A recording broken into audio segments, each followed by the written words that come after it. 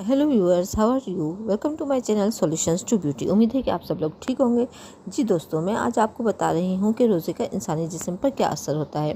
इसके लिए हमारे साथ आखिर तक स्टे कनेक्टेड रहिएगा।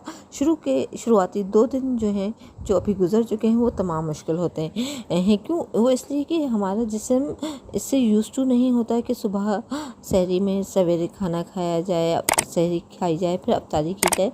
तो इसलिए शुरू का 2 दिन बहुत मुश्किल होते हैं। फिर क्योंकि तकनीकी तौर पर हमारा जिस्म रोज़ा शुरू करने के 8 घंटे तक मामूल की हालत में रहता है, और फिर ये वो वक्त है जब मैदे में बड़ी खुराक मुकम्मल तौर पर हज़म हो जाती है। इसके बाद जिस्म जिगर और पट्ठों में ज़ख़ीरा शुदा ग्लूकोज के ज़राए इस्तेमाल करना शुरू कर देता है। जब ये ज़ख़ीरा भी ख़त्म हो जाए तो फिर जिस्म चर्बी को पिघलाकर तवानाई के लिए इस्तेमाल करता है। अब पहले चंद दिन मुश्किल तरीन होते हैं, क्योंकि जिस्म में ज़ख़ीरा शुदा चर्बी के बतौर खुराक इस्तेमाल से वज़न घटना शुरू हो जाता है, कोलेस्ट्रॉल की मिकदार में कमी वाक़ होती है और डायबिटीज़ का ख़तरा कम हो जाता है। लेकिन इसके साथ ही जिस्म में शुगर कम होने से कमज़ोरी और थकावट का एहसास शुरू हो जाता है। इसके अलावा सर दर्द, सर चकराना, मतली और सांस से बदबू जैसी शिकायत भी हो सकते हैं। ये वो वक्त है जब शदीद भूख लगना शुरू हो जाती है। फिर उसके बाद हम आते हैं तीसरे से 7वें दिन तक, जो अभी चल रहे हैं। आज तीसरा दिन है और फिर 7वें दिन तक क्या होता है, उसमें पानी की कमी हो जाती है। वो कैसे? जब जिस्म रोज़े का आदी हो जाता है तो चर्बी को पिघलाकर उससे ग्लूकोज बनाना शुरू कर देता है। इसलिए अफ्तार के बाद पानी ज़्यादा मिकदार में पीना चाहिए, क्योंकि रोज़े की हालत में पसीना आने से जिस्म में पानी की कमी यानी डिहाइड्रेशन वाक़ हो सकती है। फिर अफ्तार के बाद पानी ज़्यादा मिकदार में पीना चाहिए, क्योंकि रोज़े की हालत में पसीना आने से जिस्म में पानी की कमी या डिहाइड्रेशन वाक़ जो हो जाती है, तो उस दौरान आपको फिर फ़ायदा होगा।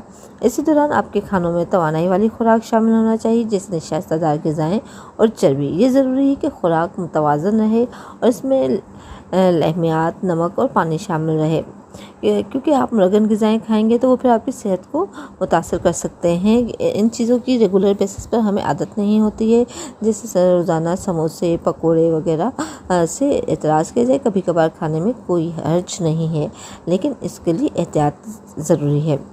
अब आ जाते हैं हम 8वें से 15वें दिन तक।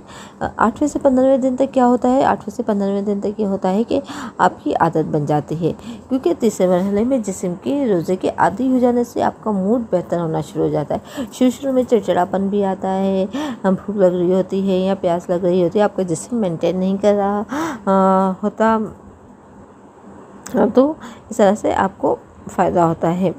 अब डॉक्टर रज़ीन, जो मारूफ कैम्ब्रिज में एनेस्थीसिया हैं के शोबे से वाबस्ता हैं, वो कहते हैं कि इसके अलावा मज़ीद भी फ़ायदे हैं, क्योंकि अगर आप खानों में तवानाई वाली खुराक शामिल करना चाहते हैं, जैसे नशास्तदार ग़िज़ाएँ और चर्बी, तो आपको ज़्यादा फ़ायदा होगा, आपकी सेहत बरकरार रहेगी।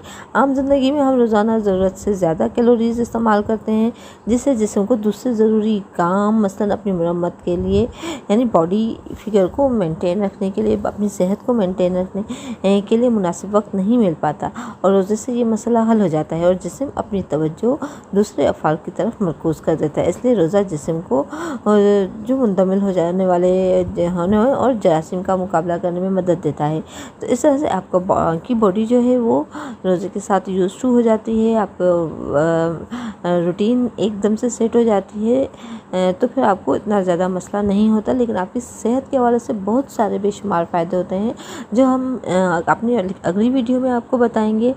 इसके साथ ही हमें दें इजाज़त, और 16वें से 30वें रोज़े तक क्या होता है इसके हवाले से भी हम बात करेंगे अपनी अगली वीडियो में। मेहरबानी।